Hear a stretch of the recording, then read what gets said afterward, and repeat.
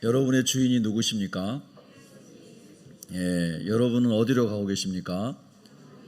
여러분의 사명은 무엇입니까? 여러분이 평생 들어야 될 진리의 말씀은 어떤 것입니까? 제가 늘 제 자신에게 질문하는 내용입니다. 너의 주인은 누구냐? 예수 그리스도이십니다. 너는 어디로 가고 있느냐? 천국을 향해 가고 있습니다. 너의 사명은 무엇이냐? 영혼을 구원하는 것입니다.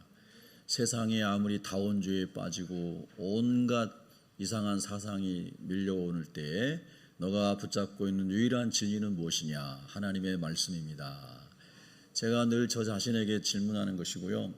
기쁠 때도 질문하고 고통스러울 때도 질문하고 죽음에 임박해서도 그 말씀에 대하여 예스라고 대답하는 그런 신앙을 잘 지키고 싶습니다. 존 버년이 길거리에서 설교하고 강단에서 설교하다가 감옥살이를 10년 이상을 했는데 존 버년이 감옥에서 성경만 계속 읽고 기도하면서 하나님의 진리를 더 깊이 깨닫고 썼던 책이 철로 역정이었죠. 하나님 나라 가는 여정에서 수많은 영적 장애물들이 생기는데 그 모든 장애물들을 다 돌파하고 기독자가 하나님 나라에 들어가는 참 영광스러운 것을 그렇게 잘 묘사를 했습니다. 우리 교회에 들어올 때 2층 복도 벽면에 예수님께서 우리를 안아주시고 품어주시는 그림이 있습니다.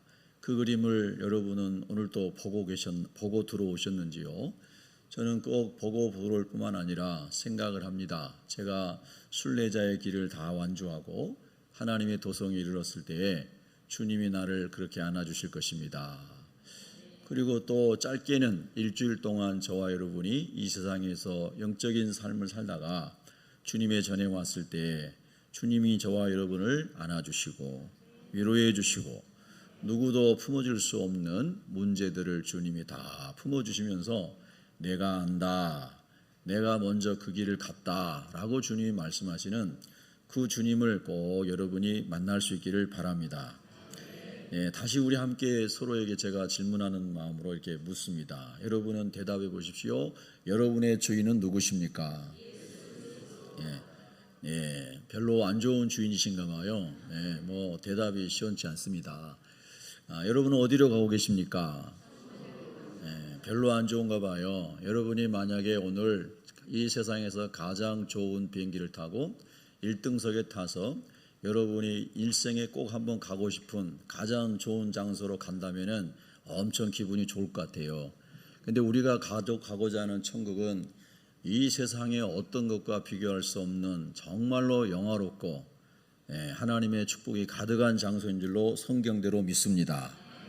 우리는 제트기를 타고 여행을 하면서 머리 아프고 힘든 여행이 아니고 다 영적으로 변화돼서 들림받는 놀라운 하나님의 영광 가운데 우리가 올라갈 줄로 믿습니다. 여러분, 예수님이 약속하신 말씀을 굳게 믿으시고 또 믿어지지 않으면 질문하시고 하나님께 구하십시오.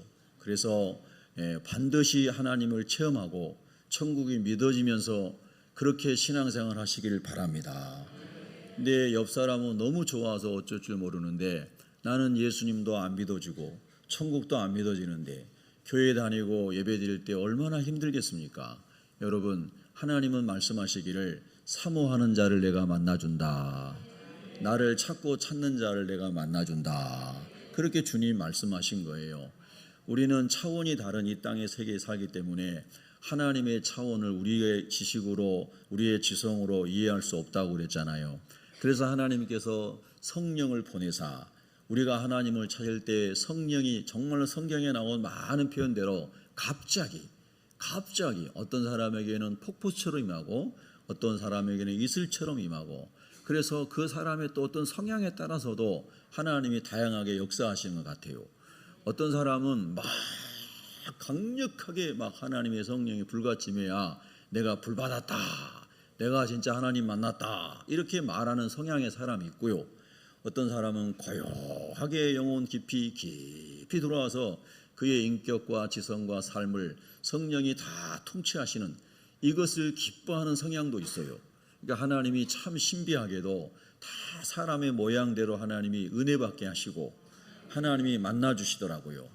그러니까 여러분이 꼭 어떤 여러분의 성향이 어떤 것이든지 간에 하나님을 사모하고 갈망하고 찾으십시오. 그러면 하나님이 만나 주신다고 하셨습니다. 예, 그래서 성경에 보면은 하나님 만나기 위해서 금식 기도하는 것도 나오고, 그리고 하나님 만나기 위해서 작정 기도한 사람도 나오고, 다니엘과 같이 21일 동안 기도하는 사람도 나오고, 많은 하나님을 찾고 갈망하는 사람들이 성경에 나오지 않습니까? 자, 오늘 우리가 성경에서 묵상하는 오늘 말씀의 사람에는 바울이 나옵니다. 바울은 여러분이 너무 잘 아시죠? 원래 바울은 모태신앙이 아니고 하나님을 예수 믿는 사람을 핍박하던 사람이고, 예수님을 아주 대적하는 사람이고, 그런데 어떻게 이 바울이라는 사람이 예수님을 위해 죽고 예수님을 위해 살고 이런 사람으로 바뀌었을까? 신비하지 않습니까?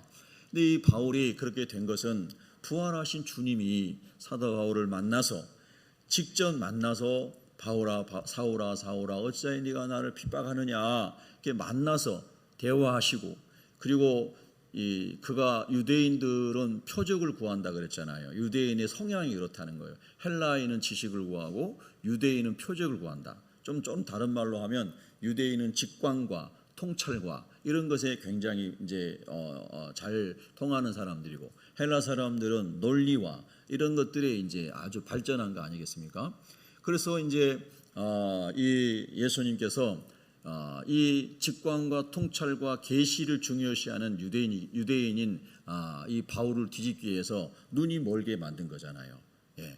여러분과 우리가 이렇게 신앙생활할 때 어떤 사람은 그런 초자연적 역사를 경험하지 않아도, 내가 꼭 병들었다가 기적으로 치유받지 않아도 성경 말씀이 다 믿어지고 말씀대로 살아가는 사람이 있단 말입니다. 그런데 어떤 사람은 나한테 보여주세요, 내가 그걸 체험해야만 믿겠습니다, 이런 유형의 도마 같은 사람도 있는 것이거든요.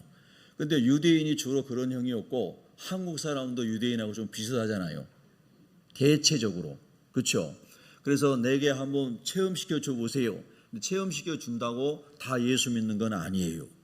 10명의 문둥병자가 예수님께 다 고침받았지만은 돌아와서 감사를 표하고 예수님을 구원자로 만난 사람은 딱 한 명이었죠. 아멘. 여러분이 기도할 때 조건부로 하나님 앞에 기도할 수 있잖아요. 하나님, 내가 병 나으면 하나님 잘 섬길게요. 하나님, 내가 사업이 잘 되면 하나님 잘 섬길게요. 하나님, 내가 이거 문제 해결되면 잘 섬길게요. 그렇게 다급할 때는 막 얘기하지만 그 일이 다 이루어졌을 때에는 성경에 나온 9사람처럼 하나님 떠난 사람도 많다는 말입니다. 중요한 요점은 그렇습니다. 우리가 초자연적인 역사를 통해서 하나님을 만나든 그런 것은 없어도 말씀 그대로 믿어져서 신실하게 살아가든 예수님을 만나야 된다는 것이고, 예수님과 동행해야 된다는 것이고, 천국이 믿어져야 되는 것이고, 이 세상의 어떤 것보다 영광스러운 하나님 나라에 우리가 취해서 그렇게 성령의 세술에 취해서 살다가 주님 앞에 가야 된다는 겁니다. 아멘입니까? 어제도 저희가 우리 교회 어떤 교우님 오후에 신방했는데요, 새가족 신방했는데, 그런데 신방하고 와서 오늘 아침에 제가 일어나 보니까 이렇게 문자가 있더라고요. 그러니까 어머님이 돌아가셨다고. 그 어제 신방 같이 간 새가족의 어머님이 돌아가셨다는 거죠. 그래서 주보에 광고도 못 올렸어요. 오늘 오후 5시에 일산병원 장례식장 6호실에서 위로 예배를 이제 방문을 하려고 그래요. 시간 되신 분들 같이 가시고, 어쨌든 제가 말씀드린 요지는 사람이 언제 하나님 앞에 갈지는 하나님만 아신다. 믿으시면 아멘. 그래서 우리가 항상 구원의 문제를 가장 소중히 여겨야 되고, 우리 인생에 가장 급하고 중요한 일은 예수님 믿는 것이다. 자, 믿으시면 아멘. 예, 그렇습니다. 예수님 믿는 거예요. 제가 지난주에 태국에 갔다 와서 금요일 날 도착했어요. 그래서 어떤 분이 제가 다 운전하고 모시고 하고 이렇게 몇 분 선배님들 했기 때문에 아침 점심을 같이 먹자 해가지고 점심을 어느 곳에 황태국인지를 먹었어요. 근데 거기가 큰 빌딩 안에 있는 식당인데 1층부터 보면 거의 다 비어 있더라고요. 건물이 다 비어 있어요.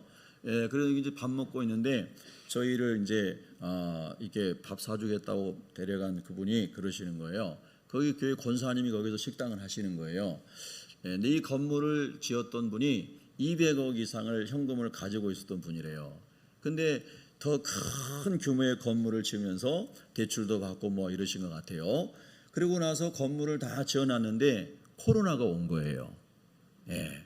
코로나 몇 년 거의 지나갔죠? 그건 3년 지나갔잖아요. 그러니까는 3년 동안 분양도 안 되고 임대도 안 돼가지고 이분이 부도가 나가지고 그것만 그런 게 아니라 감옥에 갔다는 거예요. 감옥에. 여러분 보세요. 200억 가지고 세상 말로 하면 평생을 먹고 사는데 지장 없죠. 예. 근데 더 좋은 뜻을 가지고 그 일을 하셨을 거 아니에요. 그런데 코로나가 올 줄 누가 알았겠어요. 그래서 다 있는 돈도 없어지고 본인은 감옥에 가게 됐다는 거예요. 여러분 사람 일은 아무도 내일 일도 모르고 1시간 후의 일도 모르는 거예요.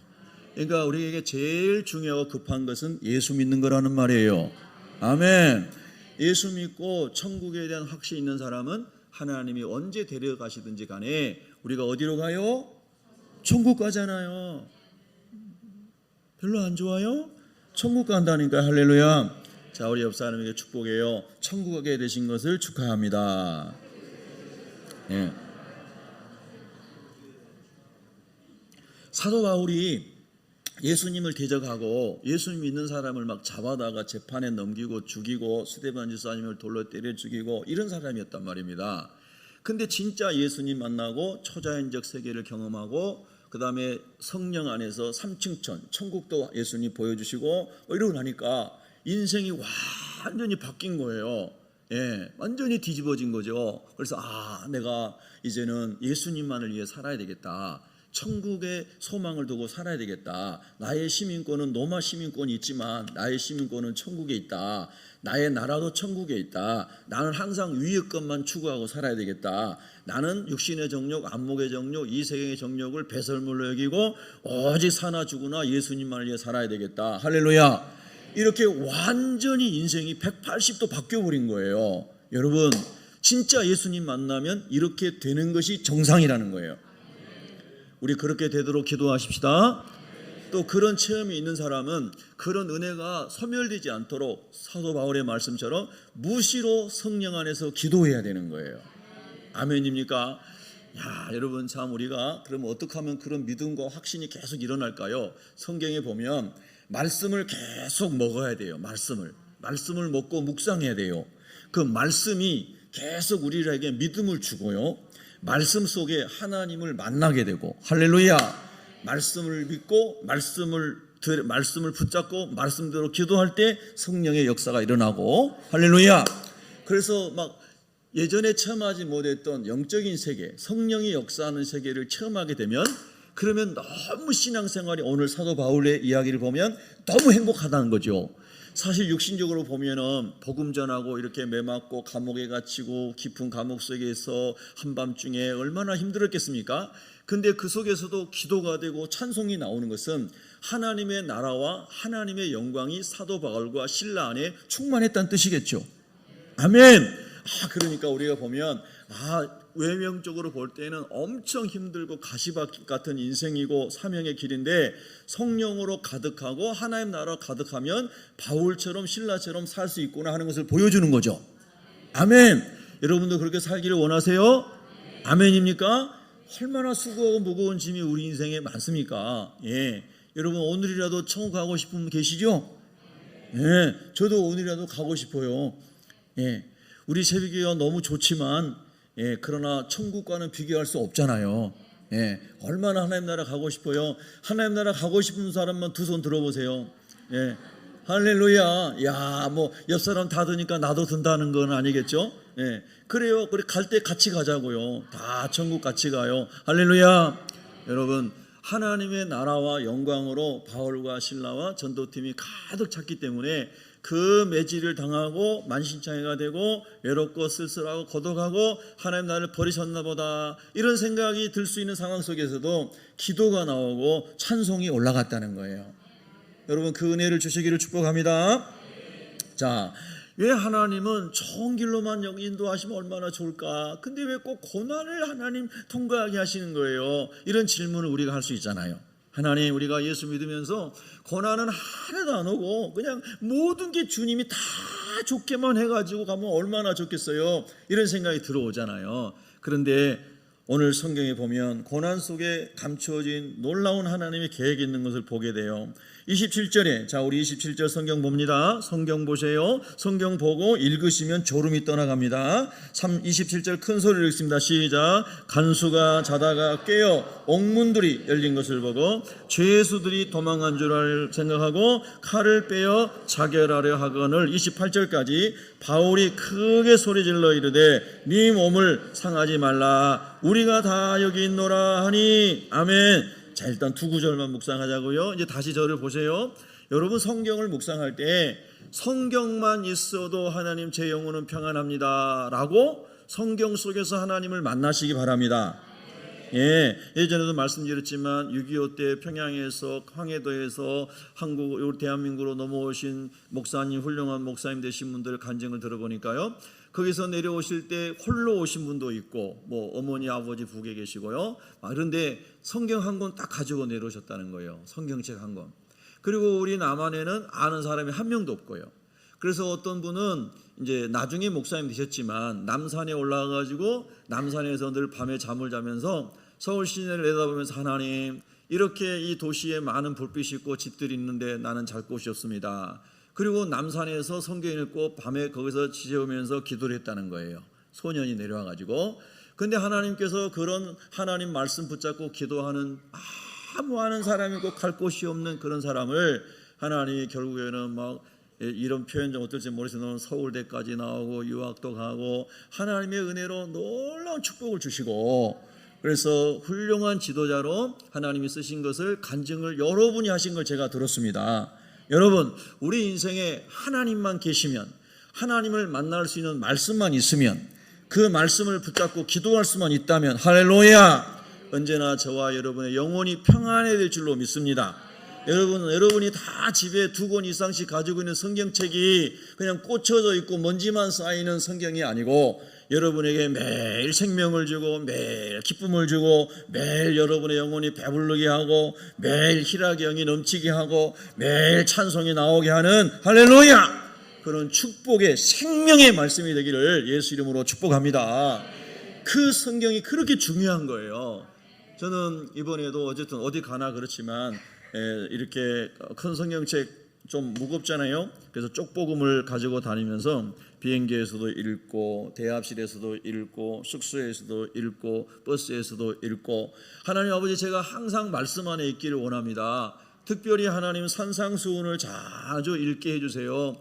산상수훈을 계속해서 읽어요. 읽다 보면은 예수님의 말씀이 딱 압축된 말씀이잖아요. 산상수훈이 얼마나 은혜가 되는지 몰라요. 예. 그래서 말씀 안에 거하게 되면 성령님께서 너 오늘 이런 일을 해라 저런 일을 해라 하고 말씀을 통해서 우리에게 또 알려주시잖아요. 아멘 할렐루야. 여러분 그렇게 살아가기를 축복합니다. 그러니까 오늘 성경 본문에 보니까 이제 여러분 27절에 우리가 성경을 묵상하는데 어떤 사람에게는 이 27절과 28절 속에 오늘 여러분의 질문에 대한 해답이 있을 수 있단 말입니다. 저는 알지 못해요. 하나님이 주실 거란 말입니다. 아멘. 자 보세요. 간수가 이제 큰일 났잖아요. 감옥을 잘 못 지키고 죄수들이 탈옥했다. 그리고 이게 감옥이 다 허물어져서 이걸 다시 보수하고 하려면 이건 내가 이제 죽게 생겼다. 이게 정말 이게 사형 선고 받게 생겼다는 생각이 드니까 자기가 스스로 죽자 하는 결심을 한 거예요. 자결해야 되겠다. 내가 잡혀가지고 재판받고 이렇게 매질 당하고 폐가 망신하느니 내가 죽는 게 낫겠다. 이런 생각에 이르렀다는 거예요. 그런데 여러분 보세요. 그런데 바울이 크게 소리를 지르면서 네 몸을 상하지 말라. 우리가 다 여기 있노라. 자, 여러분에게 질문합니다. 혹시 여러분이 이 본문을 먼저 묵상하고 오신 분들은 어떤 질문을 하고 그 문장 속에서 어떤 은혜를 받으셨는지요? 여러분에게 질문해 보겠습니다. 여러분이 어려운 일 당해서 감옥에 갇혀 있다가 하나님의 초자연 역사로 묶임이 풀렸는데 얼른 감옥을 나는 떠나고 싶다. 이런 생각이 드는 사람이 있겠죠? 네, 나는 여기서 더 머물고 싶다. 혹시 그런 사람 여기 계시나요? 네, 저 같은 경우도 얼른 그 감옥을 떠나고 싶을 것 같아요. 그리고 억울하게 당했으니 하나님 아버지 저 사람이 자결하는 것은 내가 저 사람에게 원수 갚을 수는 없지만 내 마음의 상한 마음을 저 사람에게 분풀이 할 수는 없지만 하나님이 하지 말라 하니까, 원수 갚지 말라 하니까 할 수 없지만, 다른 사람을 통해서 누가 이렇게 저 사람을 징벌하면 좋겠는데 자기가 자살하겠다니 얼마나 좋은가 하면서 그냥 내버려 둘 수 있는 사람은 우리에게는 없겠지만 있을 수 있겠죠. 어떤가요, 여러분? 야, 내가 저 사람에게 갚을 수 없는데, 내가 악담하고 내가 저 사람에게 똑같이 이는 이로 눈으로 갚을 수 없는데, 하나님이 저렇게 어떻게 역사하셔가지고 자기가 자결하겠다는데 얼마나 좋은가, 모른 척하고 그냥 두자, 이런 생각이 들 수 있겠죠. 범인들의 생각이, 평범한 사람들의 생각이 그런 생각이 들 수 있겠죠. 근데 그런 생각이 안 드는 사람은 이런 종류예요. 그런 억울한 일을 안 당해본 사람, 또 다른 사람은 성령으로 충만한 사람. 여러분 두 번째인 거죠. 예. 그런데 대개의 경우는 이런 마음이 들 거라는 거예요. 야, 저 사람 나 얼마나 힘들겠는데, 꼴도 보기 싫은데, 예, 그런데 꼴을 안 보게 다른 사람이 해준 거예요. 얼마나 좋아요. 근데 여러분, 제가 여러분과 저 자신에게 하나님 주신 메시지를 제가 이 시간도 묵상하고자 하는 것은, 사도 바울의 영에는 하나님의 영으로 충만했다는 거예요. 그러니까 거듭나기 전에 옛사람은 이미 죽은 거예요. 내 타락한 본성대로 생각하고 판단하고 말하고 싶은 이 죄성이 십자가에 못 박힌 거예요. 내가 그리스도와 함께 십자가에 못 박혔나니, 사도 바울의 고백처럼. 할렐루야. 여러분과 저도 이 은혜 받기를 원하시면 아멘.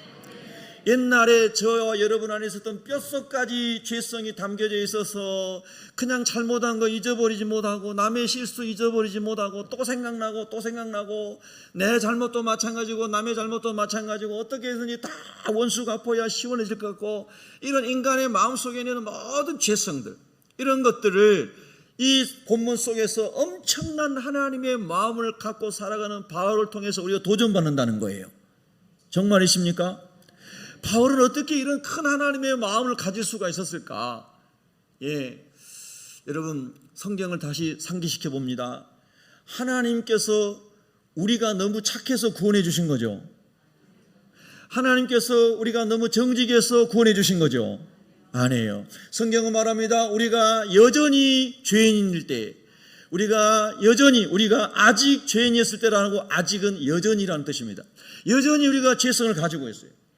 우리가 하나님 앞에서 죄인 되었을 때, 하나님 앞에서 원수 되었을 때, 하나님 앞에서 경건하지 못한 자로 있을 때에 여전히 지금도 그런 모습이 우리 안에 있음에도 불구하고, 흠과 티가 없는 독생자 예수 그리스도를 저와 여러분을 위해서 보내주신 것을 믿으시면 아멘 합시다.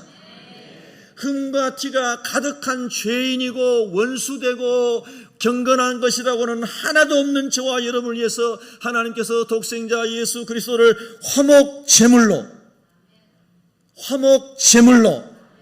대속 제물로 보내진 것을 믿으시면 아멘 합시다. 우리가 이렇게 구원받은 것입니다. 우리가 이렇게 하나님의 은혜를 입은 것입니다. 할렐루야.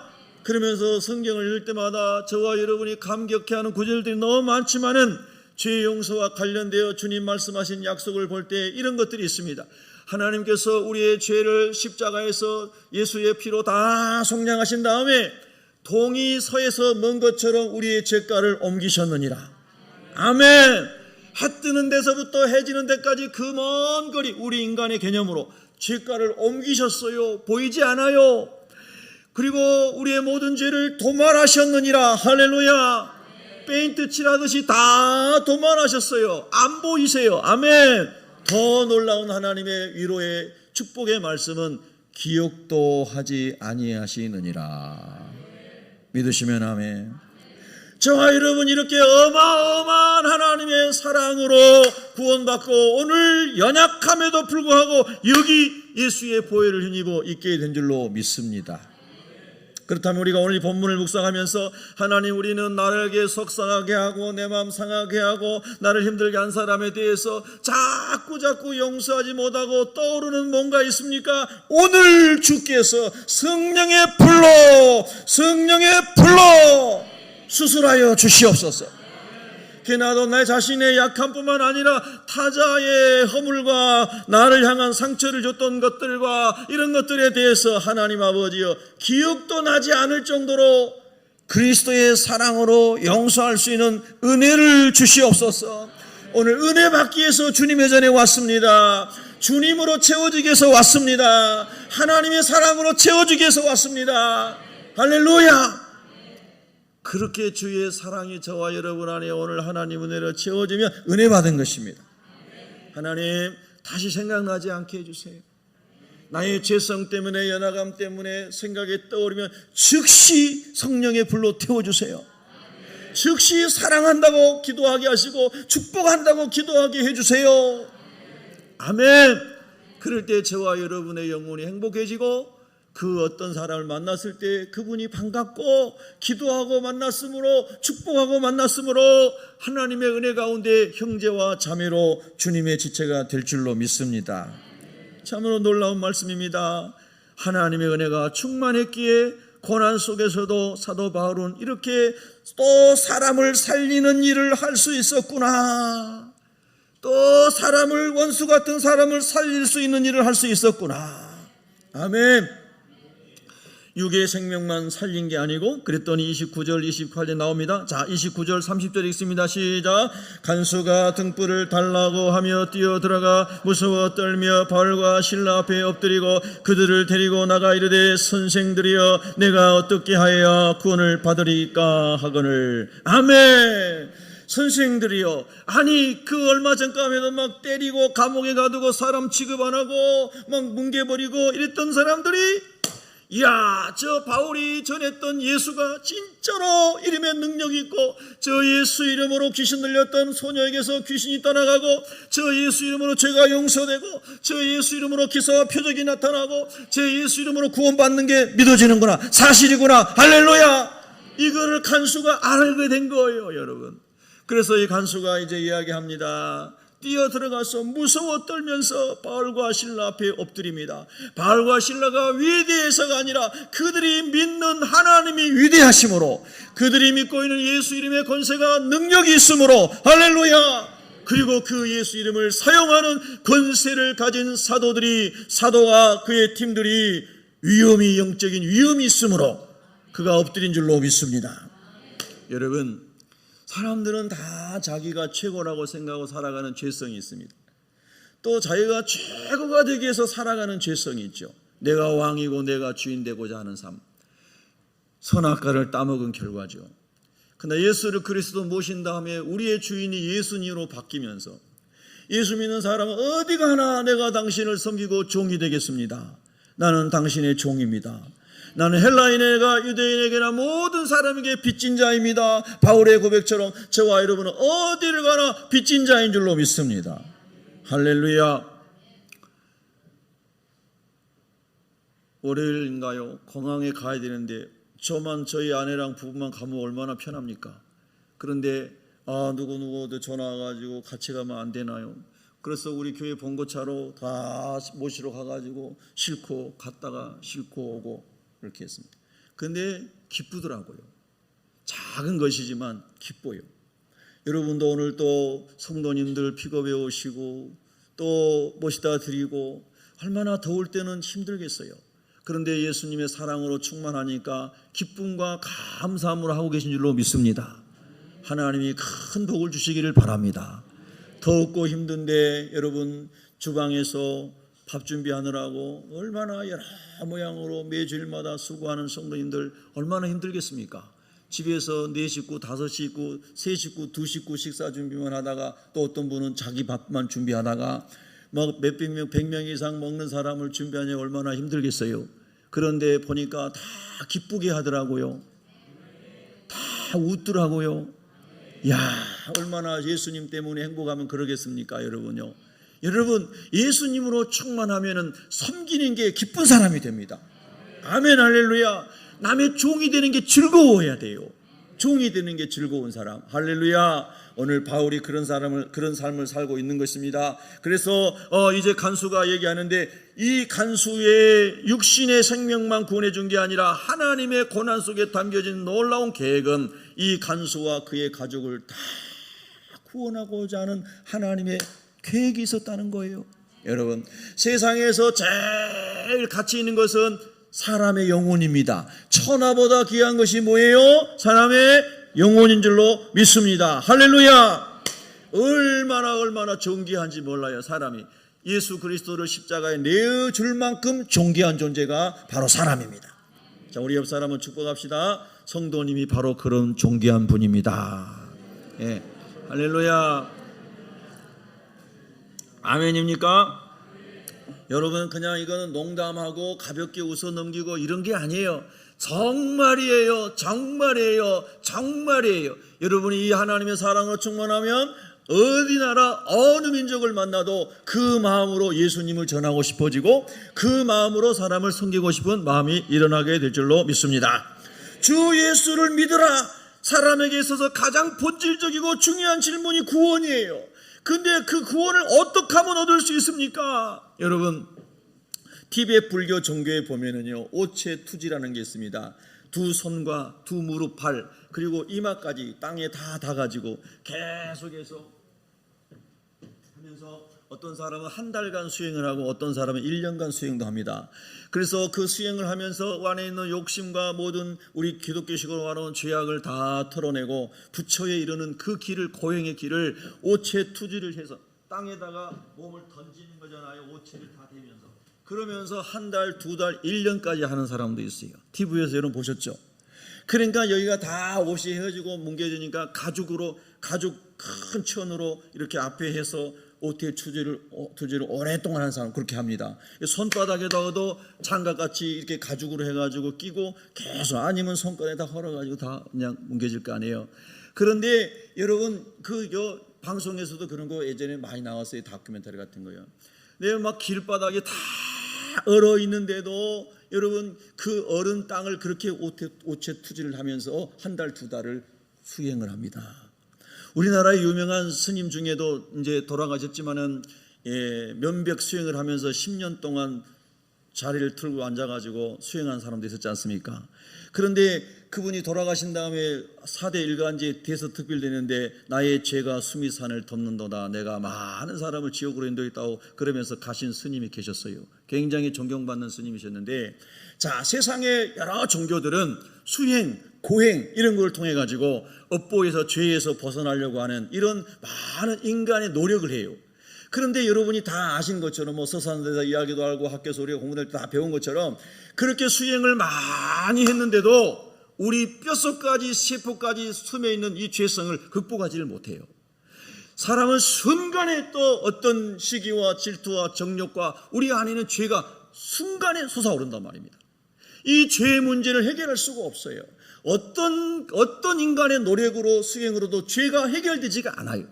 그래서 여러분이 잘 아신 것처럼 마틴 루터 같은 하나님을 믿는 사람도 처음에는 수행을 많이 했단 말입니다. 그래서 수행하면 내 죄가 없어질 줄 알고, 그래서 라테란 성당의 그 계단을 말입니다, 무릎으로 막 걸어 올라가면서 무릎이 찢어지고 피가 피투성이가 되어도 그렇게 했는데 그래도 자기 마음속에는 죄는 안 사라지더라는 겁니다. 그런데 성경을 깊이 묵상하면서 로마서의 말씀 속에서 오직 나의 의는 믿음으로 말미암아 살리라. 할렐루야. 아멘. 우리가 행위로, 우리가 선행으로 우리의 죄의 문제를 해결할 수 없는데, 죄의 결과는 사망이요 영혼과 육신이 불리는 죽음과 이 땅의 죽음 이후에 영혼이 지옥 가는 둘째 사망에 처해질 수밖에 없는 게 우리 인생인데, 죄의 문제를 우리가 해결할 수 없는데 하나님께서 죄의 싹은 사망이므로 우리가 죽어야 되는데 내 대신 누가 죽게 하신 거예요? 예수님. 죄가 없으신 흠없는 어린 양 제물로 오신 예수님이 저와 여러분의 죄를 다 뒤집어 쓰시고 십자가에서 대속 제물 되심으로, 우리의 죄를 대신 다 속량해 주시는, 죄의 빚을 갚아주시는 대속 제물이 되심으로, 그 피를 믿는 자마다, 그 예수 이름, 내가 나의 백성을 죄에서 구원할 자라고 말씀하신 예수 이름을 믿는 자마다 다 죄를 용서하고 구원하신 줄로 믿습니다. 그래서 오늘 사도 바울이 말했습니다. 주 예수를 믿으라. 주, 그분이 메시아다, 구원자다, 그분이 삶의 주인이다. 예수라는 말도 구원자라는 거잖아요. 주 예수를 믿으라. 그리하면 너와 내 집이 구원을 받으리라. 가장 선명하게 누가복음에 십자가에 달린 한쪽 사형수가 죽기 전에 예수님을 받아들이고, 그래서 나를 기억해달라고 할 때 주님께서 오늘 네가 나와 함께 낙원에 있으리라, 천국에 있으리라. 아멘. 자, 믿어지시면 아멘. 그래서 그 사형수는 천국 간 줄로 믿습니다. 선행으로 간 것이 아닙니다. 공로로 간 것이 아닙니다. 학문으로 간 것이 아닙니다. 종교로 간 것이 아닙니다. 예수 이름을 믿음으로 갔습니다. 그것이 우리에게 은혜입니다. 그래서 복음입니다. 장애인도 예수님 믿을 수 있고 말 못하는 사람도 믿을 수 있고 다 예수님만 믿으면 구원 얻을 수 있는 길을 하나님이 열어주신 것입니다. 사랑하는 성도 여러분, 혹시 예수님을 구주로 영접하지 못하신 분이 계시다면 이 시간에 예수님을 구세주로 꼭 영접하시기 바랍니다. 우리 한번 따라합니다. 예수님, 나의 구세주로, 나의 삶의 주인으로 모셔드립니다. 아멘. 나를 하나님의 자녀 삼아주시니 감사합니다. 아멘. 여러분, 이 세상이 앞으로 어떻게 갈지 세상의 과학자들이 다 얘기하고 있습니다. 성경에 나온 대로 성경의 예언이 다 이루어져가는 때를 살고 있는 것입니다. 예수 믿는 게 제일 급한 일입니다. 예수 믿는 게 제일 중요한 일입니다. 여러분, 오늘 사도 바울이 주 예수를 믿으라 그리하면 너와 내 집이 구원을 받으리라. 간수가 자기 식구들을 다 모아놨잖아요. 그러니까 오늘 이 시간에 너와 내 가정이 다 예수 믿으면 다 구원받는다. 할렐루야. 그렇게 말씀하셨습니다. 얼마나 놀라운 축복의 복음입니까? 그랬더니 여러분 오늘 성경에 보세요. 이렇게 나옵니다. 주의 말씀을 그 사람과 그 집에 있는 모든 사람에게 전하더라. 주의 말씀을 여러분 주변에 있는 사람들에게, 여러분 집안의 불신자들에게, 여러분의 직장의 동료들에게, 여러분의 친구들에게, 학교 동창들에게, 동호회 모임의 사람들에게 주 예수의 복음을 전하시기 바랍니다. 주 예수의 복음을 전하시기 바랍니다. 주 예수의 복음을 전하시기 바랍니다. 이것보다 좋은 선물은 없는 것입니다. 이번에도 제가 태국에 가면서 교육자 수련회 가지만 하나님 아버지 복음 전할 수 있도록 길을 열어주십시오. 저녁 집회에 현지 선교사를 모시고 집회를 했습니다. 얼마나 선교사님이 능력 있는 말씀을 전하시는지 다들 은혜 받고 막 통성 기도하고 막 주여 삼창하고 막 간절히 기도하고 태국 복음만을 기도하고 그랬습니다. 이런 수련은 지금까지 한 번도 없었다고 다들 좋아하시더라고요. 너무 좋았어요. 선교사님에게 선교사님 태국 전도지 좀 갖다 주세요. 한 박스를 가져오셨더라고요. 그래서 저녁에 마치고 다 전도지 가져가라고 나눠줬습니다.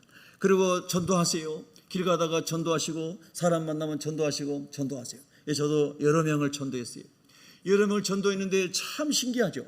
거기서 만난 사람이 자기 가족이 일산에 살고 있는 거예요. 여러분 별로 안 놀란가 봐요. 제가 갈 때 기도했거든요. 하나님 아버지 꼭 전도할 사람 만나게 해주세요. 예배해 주세요. 그런데 정발산에 산다는 거예요. 그런데 나중에 다시 또 얘기하다 보니까 애니꼴 살더라고요. 그냥 큰 틀로 정발산이라고 얘기했던 것 같아요. 그럼 애니꼴 산대요. 저희가 8월 달에 들어오는데 가족 다 데리고 우리 교회 오기로 했어요. 여러분 참 신기한 일이잖아요.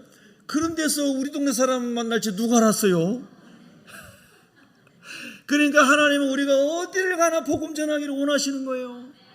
제가 그분을 우리 교회 오게 하려고 전도한 것도 아니고 그냥 만난 사람들 전도했었기 때문에 저 동네 사람도 있고 저 동네 사람도 있는데 이 동네 사람도 있더라 이 말입니다.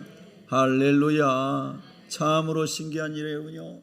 우리가 어디를 가나 예수님 전한 게 행복한 사람이 되어야 됩니다. 행복한 사람이 되요. 태국은 95%가 불교 신자고 4%가 이슬람이고 1%만 기독교인이에요. 그런데 거기 가가지고 복음을 전하는데 하나님 예비한 사람이 그렇게 많은지 몰라요. 예? 그래서 예수님 전에 너무 신나요. 예수님 전하니까 난 불교 신자입니다. 다 불교 신자니까 태국 사람들이 거의 다요. 그런데 예수님 들어봤습니까? 했더니 제가 학교 다닐 때 영국이 그 집회할 때 영국 사람들이 세운 학교에 다녔다는 거예요. 그래요? 그러면은 예수님 들어봤겠네요? 들어봤대요. 그래서 다시 한번 복음을 딱 설명해 주는 거잖아요. 예수님이 당신을 위해 죽으셨습니다. 예수님 믿으면 구원을 받습니다. 예수님 믿으세요. 할렐루야. 피가 막 얼굴이 밝아지더라고. 여러분요, 주 예수를 믿으라. 그러하면 너와 내 집이 구원을 받으리라.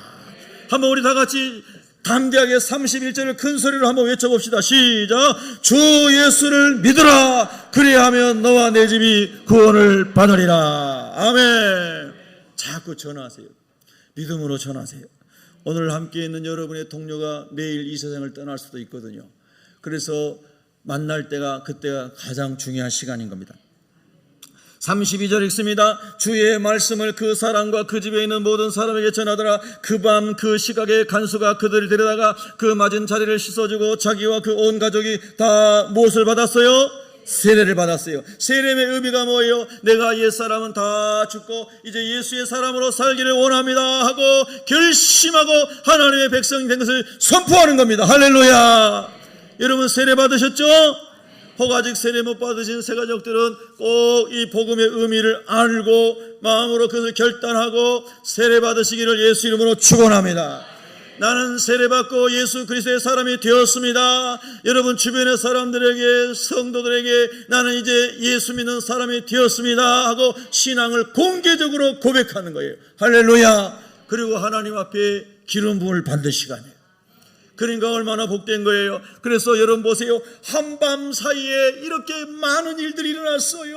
하나님께서 전도자들의 고난 속에 숨겨진 이 놀라운 한 가족을 다 구원하게 하는 놀라운 축복을 하나님이 예비하신 거예요. 여러분 잘 생각하세요. 여러분이 이 땅에서 주님의 사람으로 하면서 제일 하나님이 기뻐하신 일이 영혼을 주께로 인도하는 거예요. 아멘이시죠? 영원을 주께로 인도하는 거예요. 그래서 그 고난을 당했는데도 하나님 기도하고 찬양할 때 하나님 예비하신 놀라운 일이 막 진행이 되고 있는 거예요. 오늘 저와 여러분의 삶 속에도 주님이 그렇게 찾아오셔서 기도와 찬송 속에 역사하실 줄로 믿습니다. 힘들고 어려울 때 기도하세요. 내 타락한 본성에서 나오는 말을 막 함부로 하지 말고 하나님의 성령으로 나를 통치하시고 마음과 입술과 생각을 주님 통치하셔서 성령의 말하게 하심을 따라 말하게 하여 주시옵소서. 살리는 사람이 되게 하여 주시옵소서. 이렇게 기도할 때 하나님이 저와 여러분을 사용하시는 겁니다. 그래서 그 집을 다 하나님이 구원하셨습니다. 구원했더니 34절에 데리고 가서 막 집에서 음식을 차려주고 먹는데 크게 기뻐하니라. 그와 온 집안이 하나님을 믿음으로 크게 기뻐하니라. 오늘 우리 교회 공동체는 하나님을 믿음으로 말미암아 크게 기뻐하는 주님의 집인 줄로 믿습니다. 그래서 예배당에 올 때는 다 구원받은 은혜가 있는 사람들이기 때문에 다 크게 기뻐해야 됩니다. 기뻐해야 돼요. 우리의 삶의 자리는 다르지만 어떤 사람은 오늘 또 집에 들어가면 곰팡이 나는 집에 들어가 어떻게 들어가 살까 이런 생각이 있는 사람도 있을 것이고 내가 막 이렇게 어떤 인생의 짐이 이렇게 많은데 어떻게 살까 이런 사람도 있을 것이고 다양한 우리의 인생의 과정이 있지만은 다 계단 인생의 과정이 있지만은 그러나 우리가 다 그리스도 안에 있으므로 구원의 감격 안에 있으므로 함께 기뻐할 줄로 믿습니다. 그것이 주님의 몸된 교회의 영광인 것입니다. 그래서 사람들이 놀라는 거죠. 저 사람은 세상에서 볼 때 너무 힘든 일 많고 어려운 일 많은데 저렇게 교회만 가면 기쁘고 교회 갔다 오면 즐거워하고 기뻐하고 막 춤추고 산다. 여러분이 그런 간증의 사람이 되기를 예수 이름으로 축복합니다. 제가 하나 이야기 태국에서 만난 선교사님 잠깐 말씀 나누고 마치겠습니다. 사도 바울의 길을 닮아가는 선교사님이신 것 같더라고요. 저는 현지에 가가지고 처음 뵙고 그분을 이제 다른 분 소개로 만나서 제가 초청을 해서 말씀을 들었습니다. 보여주세요. 영상 짧은 1분도 안 되는 한번 해보겠다고. 그냥 제가 휴대폰으로 찍은 겁니다. 그 선교사님이 하시고 계시는 선교센터에 제가 이게 벽돌이 지금 부스로 하려면은 힘들어서 못하고 너무 많이 먹지 펜스가. 축구장이 보이죠? 요 끝자락이 바닷가예요. 선교사님 여기에 막 학생들이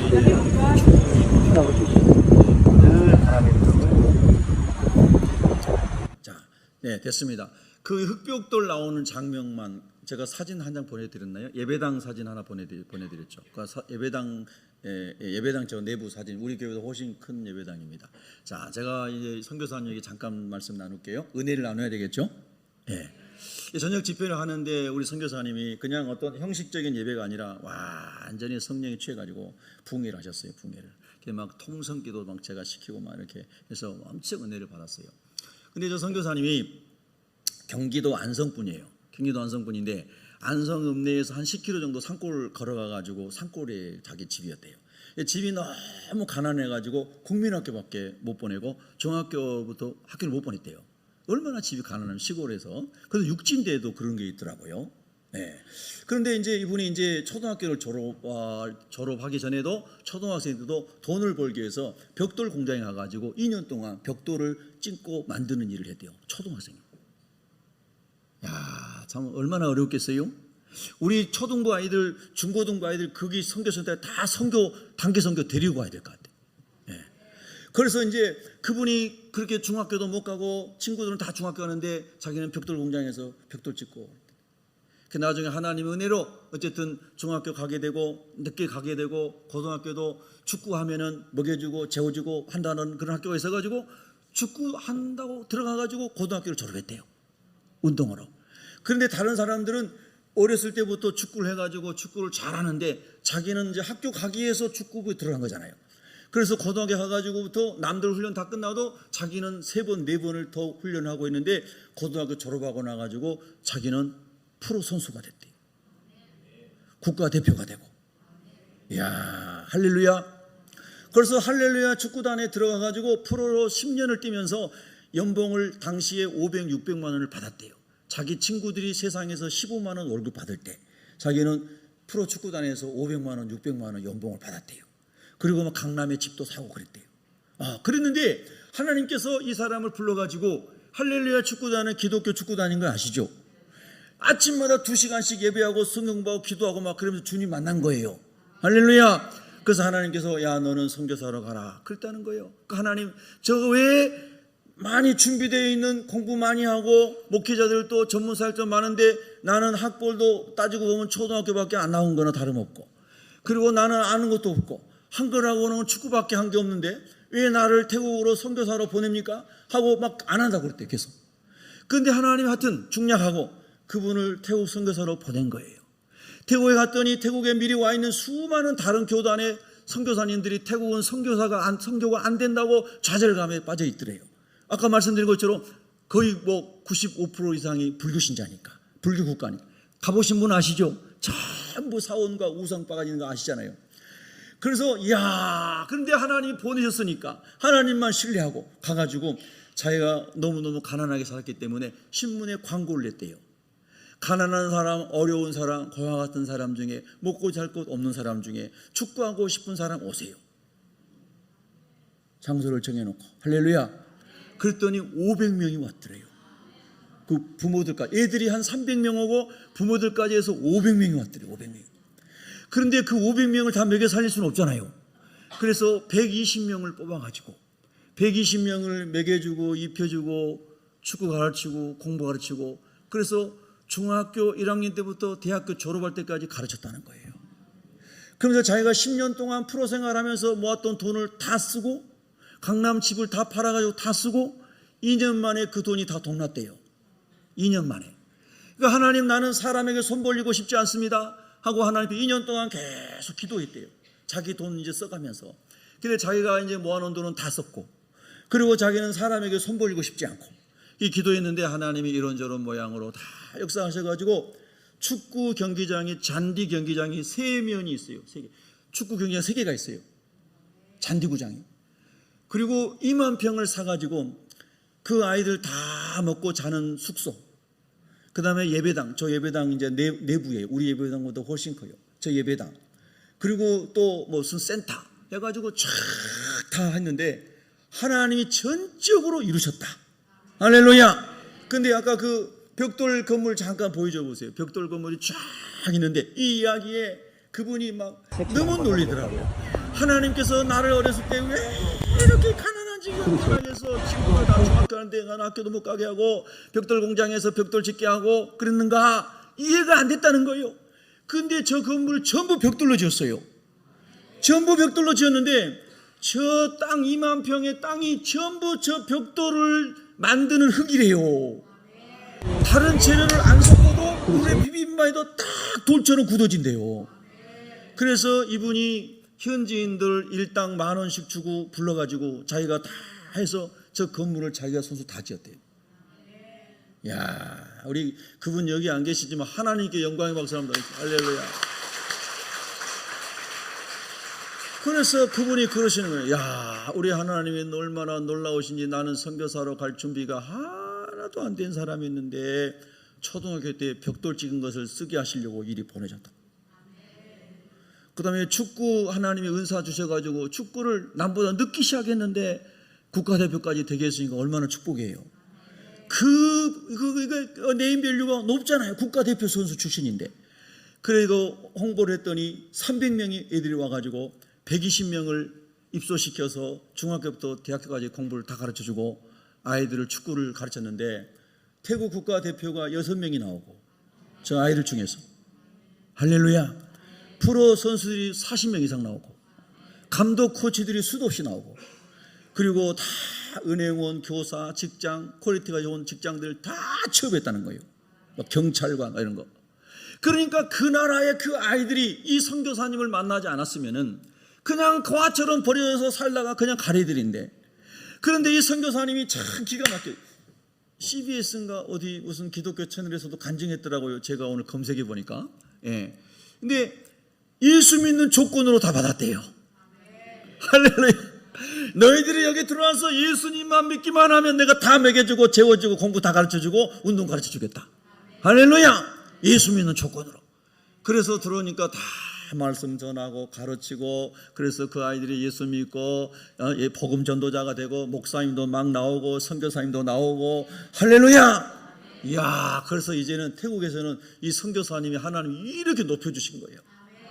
할렐루야. 그러니까 보니까 그분이 그러시는 거예요. 그 하나님이 어렸을 때 주신 고난이 다 뜻이 있었다. 하나님은 하나도 허투루 우리를 이끌지 않으신다. 와, 정말 막 가슴이 막 찌릿찌릿하더라고요. 예.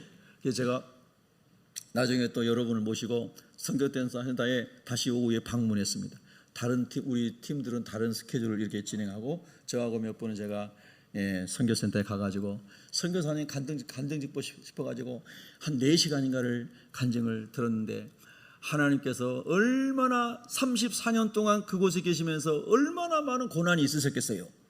그런데 그 많은 고난 속에서 하나님이 이루신 일들을 간증하시는데 정말로 은혜가 되는데, 그 간증의 핵심이 뭐겠어요?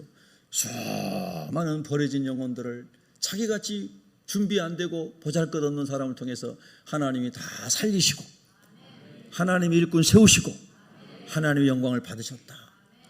그러면서 그 땅을 법이나 다 해가지고 자기가 선교사 다 마치고 만약에 이제 나중에 죽게 되면요, 다른 사람이 또 선교하고 주님 오실 때까지 해야 되겠지만은 태국 국가에서 그거를 관리하도록 법적으로 다 해놨다고 그러더라고요. 예. 그러면서 한국에 들어오면은 꼭 가신 곳이 있대요. 어디겠어요? 양화진에 가신대요. 양화진 선교사 묘역에, 선교사 묘역에 가가지고 우리나라에 오셔서 목숨 바치고 자녀들 죽고 그렇게 정말 몇 대를 이어서 한국의 복음화를 위해서 헌신하신 선교사님들의 묘역 앞에서 꼭 기도하면서 하나님, 나도 그곳에 묻히고 싶습니다. 나도 우리 손자까지 거기서 주의 복음 전하기를 원합니다. 그게 기도 제목이더라고요. 그분의 기도 제목이에요. 야, 여러분 참 하나님의 역사가 얼마나 놀라운지 몰라요. 우리 주님 오시는 그날까지 성령 안에서 동행하시고 주님을 위해 살다가 고난이 찾아와도 고난 속에 감춰진 영혼 구원의 하나님 나라의 비밀을 우리가 개최하시고 기도와 찬송 속에 꼭 승리하시기를 예수님 이름으로 축복합니다. 기도하겠습니다.